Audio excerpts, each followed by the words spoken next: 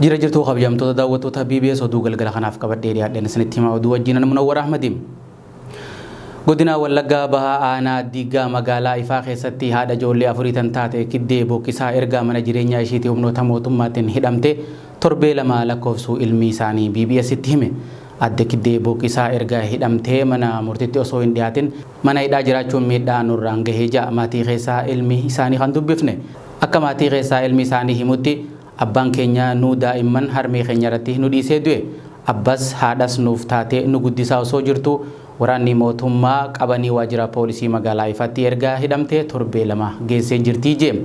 Guyyaa hidhamteerraa kaasee hanga guyyaa har'aatti mana murtiitti osoo hin dhiyaatin jiraachuu fi ijoolleen isheen irraa hidhamtee mana keessatti rakkachaa jiraachuu dubbata.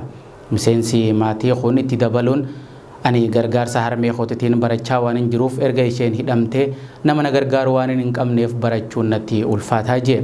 Adde kiddee bokkisaa hojjetuu mootummaa akka turtee fi bara 2008 akka lakkoofsa Itoophiyaatti waraana bilisummaa Oromoo bosona jiru gargaartaa jedhamuun hojii mootummaarraa ari'amuu kan himu ilmi ishee erga sanii as ogummaa harkaa fi asiif achi fiiguun nu jiraachisaa jirti jee.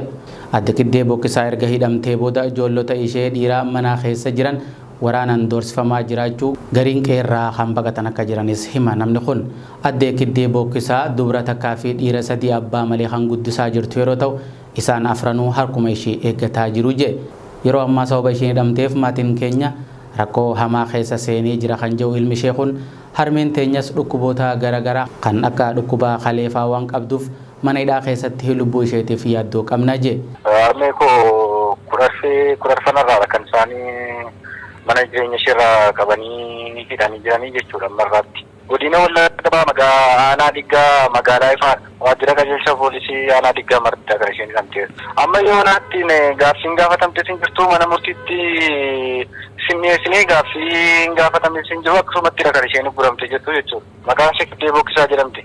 Aanaa kanarratti akka seerri jedhutti sa'aatii 24 gidduutti dhiyaachuu qaba namni yakkamaa ta'u shakkamaa hidhame ture. Garuu gaaffiin wanti kun aadaa isaaniis ta'e hin beeku malee akka seeraatti akka ta'e garuu kan isheen amma yoonaa hidhamte jirtu gaaffii tokko tun gaafatamin mana murtiitti illee tun ittiin dhiyaatinidha kan isheen teessu wanti falattanii tokkos wanti itti dubbatamu tokko tun jiru jechuudha. Harmeen kan isheen ijoolleen keenya maatiin keenya naannoo nama Afrikaa ijoollee 4 durba tokko dhiiraa 3dha. Nutis ijoolleen kun kan isheen jiraachistu ogummaa harka isheetiitinidha.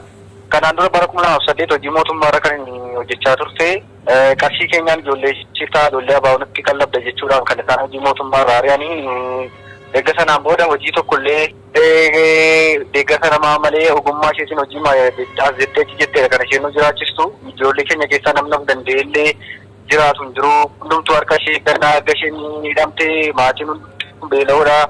Namni deeggarsi tokkollee hin jiru nuti harka ishee malee harka biraa kan eeggannu hin qabnu abbaan keenya umurii ijoollummaatidha kan inni isheetti nu dhiisee du'e jechuudha. Waan tokko yoo ijoollee iyyuu walitti qabanii hunda keenya jedhudha kan isaan barbaadan mucaan obboleessa koo quxisuullee isallee barbaadan jedhanii doddorsisanii waan jiraniifidha kan inni baqatee iddoo biraa jiru. Maatii keenya hunda iyyuu qabanii galuu hidhuu barbaadu malee isaan furmaata kan biraa kan nu laatan hin jiranii akka jaarsolii biyyaatti illee deemanii gaafatanii ijoolleen kun rakkatoodha maalidha abba ishee malee jiraachuu hin danda'anii beela'oodha. Furmaata laattaa fi jennaan jaarsolii biyyaallee kan ofirraa qolatanii jechoota hin taaneen ofirraa deddeebisanidha jechuudha. Furmaanni nuti kennan amma waraan jiru.